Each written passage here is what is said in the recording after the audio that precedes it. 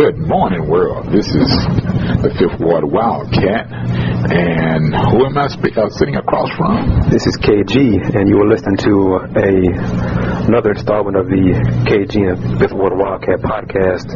How's everybody doing? Hope you're doing well. I'm a little bit under the weather. I'm a trooper. I'm an HISD product. That's how we do things back in HISD. So that's right. So, do you want to talk about the devastating news, or now, or you want to talk about the scores? Well, we'll talk about the scores. Get that out of the way, because that's quick. All right. Over the weekend, we had women's soccer. Rice House, they put out a stunner against McNeese State, 3-0, 3-0, as in soccer terms. Oh, very good, sir. Very good. That's their second home shutout. I mentioned it to Coach Adams about how they seem to be not just holding a home pitch advantage. Another soccer. I see that. Yeah, you're letting talk about all these terms now. Oh yeah. Send you over to Europe. Eventually, I was a football discussion. Yes, and trust me, world football, not the American football. World football. That's right. All right, go ahead. Keep going. And Coach talked about how folks, I will mention this. You can go to the website www.kingsizeview.com. Hit the hotkey on my photo, the college sports report, and you will see the video post game of Coach Adams and Coach Lavoie from McNeese State. They came into town. It was a bad trip for them. They got beat in both matches. They lost to HBU on Friday night, and on Sunday afternoon they lost again to Rice. The team in particular, I did acknowledge this.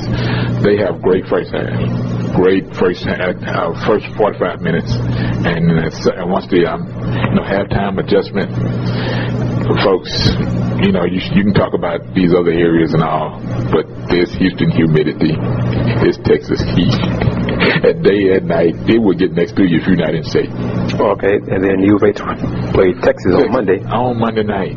Didn't do very well. Didn't do very well. Second game, they gave up early goals. Then the exhibition against TCU, in the game, the regular season home opener, they had close to 1,500 record crowd, wasn't it? Yeah, record crowd. Folks, they doing something over there. Somebody's doing some marketing. That's good. But now, the key to the marketing, as you and I talk on a regular basis, will be next Saturday, when all these holidays and all are showing up, and what these folks will do with UCLA coming in town. But the Longhorns women beat UVA 3-0, correct? It's a difference. It's a difference. You can also I talked to head coach. My goodness, having a senior moment right now. But I talked to the head coach. I talked to the keeper for UT and the head coach at UT. The one thing that I noticed more than anything else was the way they set up their goals. They spread you out and run 6, and then it's a corner kick. All right, what else? More scores.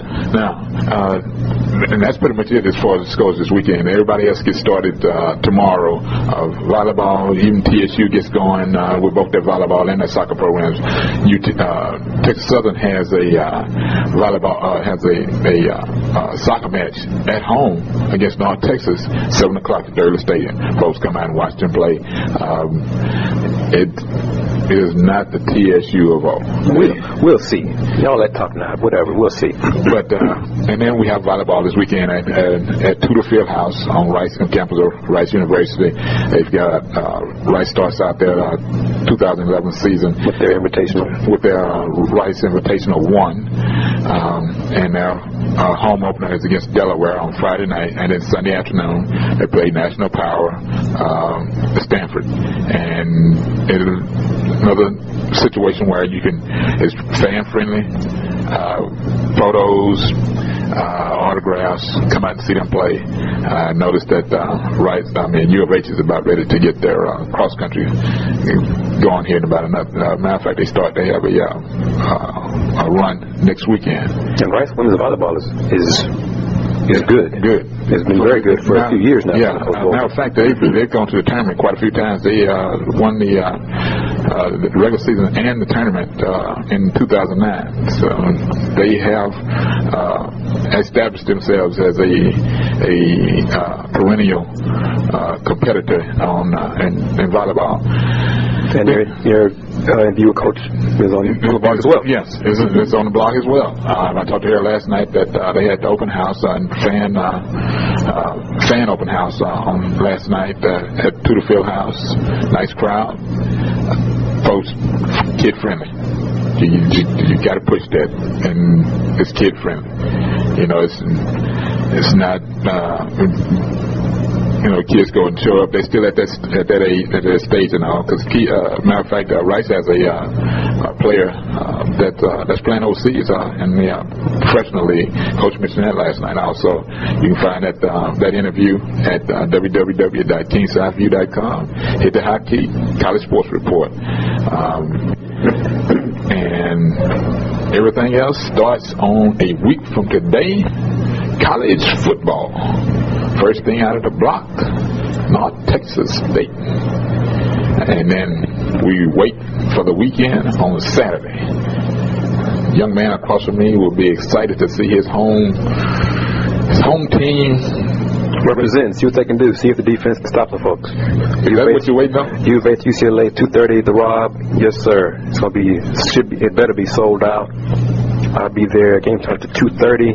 I'll be there about 12:30. Get my eat and drink on so I can sober up by 1:30. Well, I tell you what, it's be interesting now that all this other stuff is transpired. I understand I don't know whether it's a meeting for folks that are tailgating to get tailgate passes or whatever, but I understand something is there's supposed to be a meeting this weekend concerning that fact, because folks, we've all seen it in the news, elsewhere people have not, they've not been kind, they've gone beyond the point of no return, and now you have to reel them in and fence them in, and that's sad, because tailgating should be fun, right? And some people get liquor courage and start fights and act ignorant, and that's the way we look at it, belligerent, and we can talk about the ridiculousness that happened between the Raiders and the 49er fans, and folks got injured and arrested, and because of that foolishness, both Raiders and 49er franchises decided to postpone the preseason matchup between the two teams. Things like that just didn't happen. But they seemingly happen more and more in different parts, different rivalries. I mean, there's nothing wrong with friendly rivalries.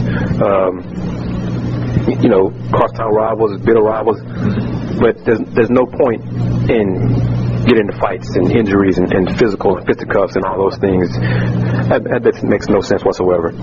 And once again, you listen to KG and the Ward Wildcat, our latest podcast, talking about college athletics. We'll get to the big news in just a moment. I want to announce here to show that I am not a hater. Regarding the Longhorn Network, which I believe launches officially tomorrow, October 26th, as we're recording this. Longhorns announced let me be specific. ESPN announced an agreement between the Longhorn Network and Verizon. I guess I'm pronouncing this correctly. Verizon Fios, Fios TV. I'll read just a bit of the press release from it, because this is kind of how they worded it is great PR spin. Joining a growing lineup of regional and national collegiate sports networks on Fios TV, never heard of it. The Longhorn Network has arrived on Fios just in time for the start of the college football season.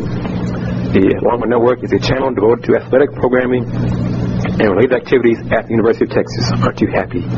Wow, aren't you happy about that?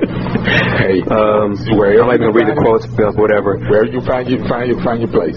Correct. Find your place. The national distribution agreement with the Longhorn Network will allow fans of Fios and the Longhorns to start watching the network on September 1st Files TV Ultimate HD subscribers outside of Texas can watch LHN on channel 320. In Texas, Files TV Prime HD, Extreme HD, and Ultimate HD subscribers can watch LHN on channel 79 standard definition and 579 high definition. Okay, since I don't have Verizon or whatever, it doesn't really apply to me. That's almost like an app. That's what it sounds. Yeah, basically. They got a carrier. That's the first carrier. I expect more carriers and distributors and all other agreements to start rolling in. Longhorns play Rice football September 3rd. That game start time. That game moved back to 7 o'clock. Because of that situation, you got to find a carrier for that game. So, and that's what everybody's waiting on. Because once that happens, then the rest of it's going to pretty much fall in place. And there's the whole LHN agreement with ESPN, 20 years, $300 million. A lot of us believe it's one of the main reasons that the Aggies are deciding to bolt the Big 12 for the SEC. And that's almost like we're talking about it, and as we talk today, that's pretty much everybody has come to the realization that it's a done deal. It's a done deal, but it's moving. It's slower because the Aggies have to figure out the buyout from the Big 12 right. and things like that. And it goes back to what I mentioned last week. And the 14th team, who that's going to be. Yeah. There is an article on New York Times, and I've linked to it on my Twitter account, which is THEHR Review article posted today. Some analysis about the Aggies and SEC and the potential.